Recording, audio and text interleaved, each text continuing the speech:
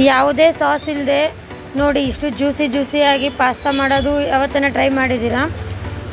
ಅದಕ್ಕೆ ಒಂದು ಮಿಕ್ಸಿ ಜಾರಿಗೆ ಒಂದು 3 ಟೊಮೊಟೊ ಹಾಕ್ಕೊಂಡು ಖಾರಕ್ಕೆ ಎಷ್ಟು ಬೇಕೋ ಅಷ್ಟು ಮೆಣಸಿನ್ಕಾಯಿ ಹಾಕ್ಕೊಂಡು ಪೇಸ್ಟ್ ಮಾಡ್ಕೋಬೇಕಾಗುತ್ತೆ. ಆಮೇಲೆ ಒಂದು ಕುಕ್ಕರ್ಗೆ ನೀರು ಹಾಕ್ಕೋಬೇಕಾಗುತ್ತೆ. ನಾವು ಪಾಸ್ತಾ ಎಷ್ಟು ಹಾಕ್ಕೊತೀವೋ ಅದ್ರ ಮೇಲೆ ಡಿಪೆಂಡ್ ಆಗಿ ನೀರು, ಸ್ವಲ್ಪ ಎಣ್ಣೆ ಹಾಕ್ಕೊಂಡು ಚೆನ್ನಾಗಿ ಕುದಿ ಬರೋವರೆಗೂ ಕುದಿಸ್ಬಿಟ್ಟು ಪಾಸ್ತಾ ಹಾಕಿ ಮುಚ್ಚಿಬಿಡಿ.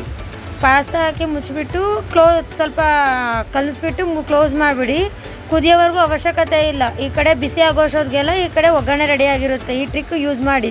ಇನ್ನೊಂದು ಬಟ್ಲಿಗೆ ಬಂದುಬಿಟ್ಟು ಕಾರ್ನ್ಫ್ಲವರ್ ಹಾಕ್ಕೊಂಡು ಸ್ವಲ್ಪ ನೀರು ಹಾಕ್ಕೊಂಡು ಮಿಕ್ಸ್ ಮಾಡ್ಕೋತಾ ಇದ್ದೀನಿ ನೋಡಿ. ಆಮೇಲೆ ಒಂದು ಕಡಾಯಿಗೆ ತಗೊಂಡು ಅದ್ರಾಗೆ ಒಂದು ಕಡಾಯಿಗೆ 3 ಸ್ಪೂನಷ್ಟು ಎಣ್ಣೆ ಹಾಕ್ಕೊಳ್ಳಿ. 3 ಟೇಬಲ್ ಸ್ಪೂನಷ್ಟು. ಅದಕ್ಕೆ ಒಂದು ಗಡ್ಡೆಯಷ್ಟು ಚಿಕ್ಕದಾಗಿ ಕಟ್ ಮಾಡಿರೋ ಬೆಳ್ಳುಳ್ಳಿ ಹಾಕ್ಕೊಂಡು 2 ಮೀಡಿಯಮ್ ಸೈಜಷ್ಟು ಈರುಳ್ಳಿ ಹಾಕ್ಕೊಂಡು ಫ್ರೈ ಮಾಡ್ಕೋಬೇಕಾಗುತ್ತೆ ನೋಡಿ. ಈ ರೀತಿ ಚೆನ್ನಾಗಿ ಫ್ರೈ ಹಾಕ್ಕೊಂಡು ಬಿಡಿ ಆಗುತ್ತಲ್ಲ ಅಲ್ಲಿವರೆಗೂ ಮಾಡ್ಕೊಂಡು ಹುಡ್ಕೊಂಡು ಅದಕ್ಕೆ ಪೇಸ್ಟ್ ಮಾಡ್ಕೊಂಡಿರ್ತೀವಲ್ಲ ಟೊಮೊಟೊ ಮೆಣಸಿನ್ಕಾಯಿ, ಆ ಪೇಸ್ಟ್ ಹಾಕ್ಕೊಂಡು ಅದಕ್ಕೆ ಸ್ವಲ್ಪ ಗರಂ ಮಸಾಲ ಹಾಕೋತಾ ಇದ್ದೀನಿ. ನಾನು ದಿಲ್ಬರ್ ಗರಂ ಮಸಾಲ ಹಾಕೋತಾ ಇದ್ದೀನಿ. ನಿಮ್ಮ ಹತ್ರ ಯಾವುದು ಸಿಗುತ್ತೋ ಅದನ್ನು ಯೂಸ್ ಮಾಡ್ಕೊಳ್ಳಿ. ಆಮೇಲೆ ಬಂದು ಧನಿಯಾ ಪುಡಿ ಹಾಕೋತಾ ಇದ್ದೀನಿ. ಇನ್ನು ಮಸಾಲೆಗಳು ನಿಮ್ಮಿಷ್ಟ. ಜೀರಾ ಮಸಾಲ ಹಾಕೋಬೋದು, ಇನ್ನು ಜೀರಾ ಪುಡಿ, ಧನಿಯಾ ಪುಡಿ ಯಾವ್ದು ಬೇಕಾದ್ರೂ ಹಾಕೋಬೋದು. ಆಮೇಲೆ ಮ್ಯಾಗಿ ಮಸಾಲ ಹಾಕೋತಾ ಇದ್ದೀನಿ. ಫುಲ್ ಪ್ಯಾಕೆಟ್ ಆದರೂ ಹಾಕೋಬೋದು, ಇಲ್ಲ ಅರ್ಧನ ಹಾಕೋಬೋದು. ಆಮೇಲೆ ರುಚಿಗೆ ಎಷ್ಟು ಬೇಕೋ ಅಷ್ಟು ಉಪ್ಪು ಹಾಕೋಬೇಕಾಗುತ್ತೆ. ನೀವು ಒಣಮೆಣ್ಸಿನ್ಕಾಯಿ ತಿನ್ನಲ್ಲ, ಖಾರದ ಪುಡಿ ಬೇಕು ಅಂತ ಅಂದರೆ ಈ ಜಾಗದಲ್ಲಿ ಖಾರದ ಪುಡಿ ಹಾಕೋಬೋದಾಗುತ್ತೆ. ಒಂದು ಸತಿ ಟ್ರೈ ಮಾಡಿ ಈ ಟ್ರಿಕ್ಕು.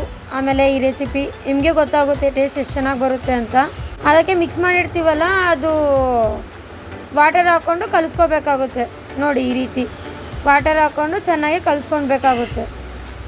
ಸ್ವಲ್ಪ ಗಟ್ಟಿ ಆಗೋವರೆಗೂ ಕಲಿಸ್ಕೋಬೇಕಾಗುತ್ತೆ.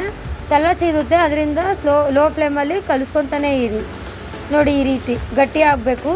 ಆಮೇಲೆ ಸ್ವಲ್ಪ ನಿಂಬೆ ರಸ ಇವಾಗಾದರೂ ಹಾಕೋಬೋದು, ಇಲ್ಲಾಂದರೆ ಪಾಸ್ತಾ ಹಾಕ್ಕೊಂಡ್ಮೇಲಾದರೂ ಹಾಕೋಬೋದು. ನಾನು ಇವಾಗೇ ಹಾಕೋತಾ ಇದ್ದೀನಿ ನೋಡಿ. ನಿಂಬೆ ರಸ ಹಾಕೋತಾ ಇದ್ದೀನಿ. ನಿಂಬೆ ರಸ ಹಾಕ್ಕೊಂಡು ಚೆನ್ನಾಗಿ ಕಲಿಸ್ಕೊಂಡು ಪಾಸ್ತಾ ರೆಡಿ ಮಾಡ್ಕೊಂಡಿರ್ತೀವಲ್ಲ ಅದು ನಾವು ಕುದಿಯೋ ನೀರಲ್ಲಿ ಡೈರೆಕ್ಟಾಗಿ ಹಂಗೆ ನೀರು ತೆಗೆದುಬಿಟ್ಟು ಮಾಡಿರೋದು.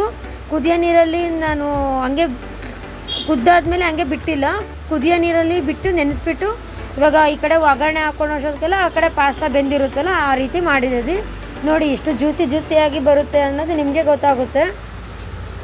ಒಂದು ಸತಿ ಟ್ರೈ ಮಾಡಿ ನೋಡಿ. ಎಷ್ಟು ಟೇಸ್ಟ್ ಚೆನ್ನಾಗಿರುತ್ತೆ. ಟೇಸ್ಟು ಅಂತೂ ಸೂಪರಾಗಿರುತ್ತೆ, ಹೇಳೋಕ್ಕಾಗೋದಿಲ್ಲ. ಅಷ್ಟು ಟೇಸ್ಟು ಜ್ಯೂಸಿಯಾಗಿ ಬರುತ್ತೆ.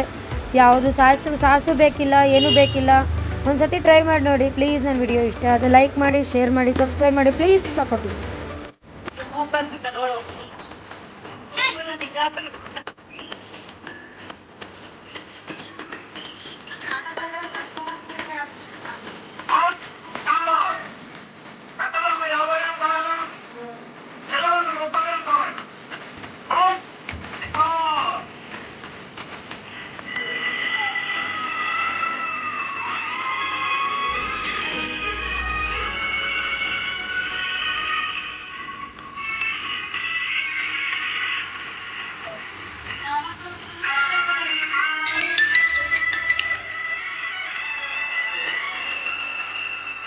Hello.